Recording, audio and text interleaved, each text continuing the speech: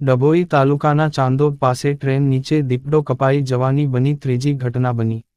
ડભોઈ તાલુકાના ચાંદોદ પાસેના ગામડી ગામ નજીક ટ્રેનની અડફેટે ગત મોડી રાત્રે દીપડાનું કરુણ મોત નીપજ્યું હતું. ગામડી ગામ પાસે ઓરસંગ નદી ઉપરથી પસાર થતા રેલવે બ્રિજ પરથી મોડી રાત્રે સ્ટેચ્યુ ઓફ યુનિટી તરફ ટ્રેનની પસાર થઈ રહી હતી. દરમિયાન ટ્રેનની અડફેટે નર દીપડાનું મોત થયું હતું. નર દીપડાની ઉંમર અંદાજિત 10-11 વર્ષ હોવાનું જાણવા મળ્યું છે. આગે રેલવે તંત્ર દ્વારા જાણ કરાતા નેચર હેલ્પ ફાઉન્ડેશનની ટીમ અને વન વિભાગના અધિકારીઓ ઘટના સ્થળે દોડી આવ્યા હતા અને મૃત દીપડાનો કબજો મેળવી પશુ હોસ્પિટલ ખસેડી પીએમની તજવીજ હાથ ધરી.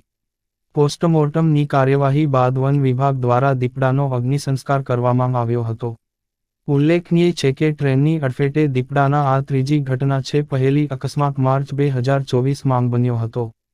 બીજો 23 જાન્યુઆરી 2025 અને ત્રીજો બનાવો આજરોજ બન્યો છે, જેમાં અંદાજિત 10-11 વર્ષની ઉંમરનો 120 કિલો વજન ધરાવતો દીપડો મોડી રાત્રે ટ્રેનની અડફેટે આવી 70મી 80 ફૂટ રેલવે બ્રિજથી નીચે નદીમાં ફંગોળાયો હતો અને કરુણ મોત નીપજ્યું હતું.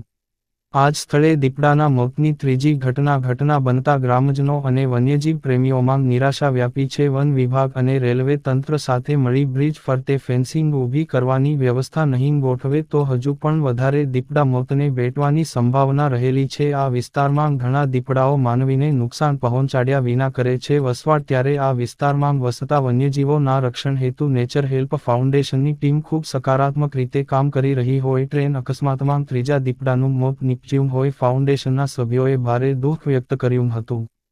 Kalyani Chaudhari, RFO Dabhoi. Reporter Fazal Razak Khatri, GPK news. આજ રોજ વહેલી સવારે રેલવે ડિપાર્ટમેન્ટ ચાણોદ તરફથી અમને માહિતી મળેલ ટેલિફોનિક કે રેલવેની ટ્રેકની બાજુમાં દીપડો મૃત જોવા મળેલ છે.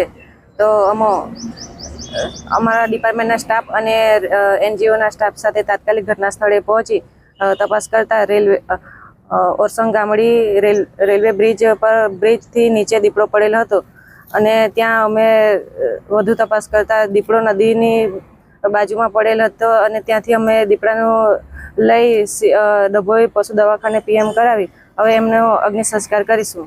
કેટલી ઉંમર હશે? દીપડો વજન એમનું 100 થી 120 કિલોગ્રામ જેટલું હશે. ઉંમર લગભગ 10 થી 11 વર્ષનો છે. નર છે કે નારા છે? નર છે.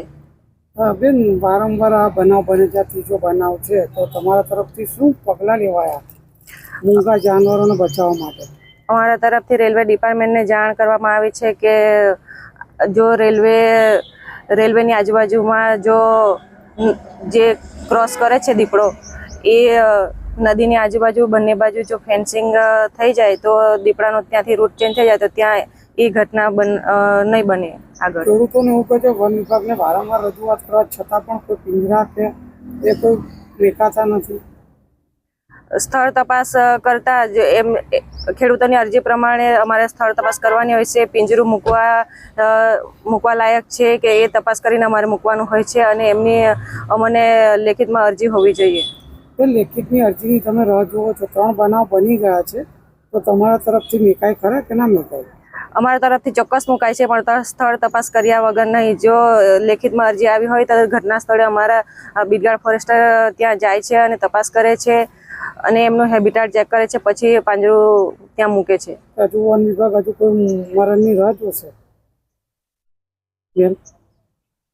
તો કોઈ રાહ જોઈને બેઠા કે હજુ મારે પછી ડિપાર્ટમેન્ટ તરફથી દીપડા તથા વન્યજીવોને બચાવવાના પ્રયત્નો થાય છે.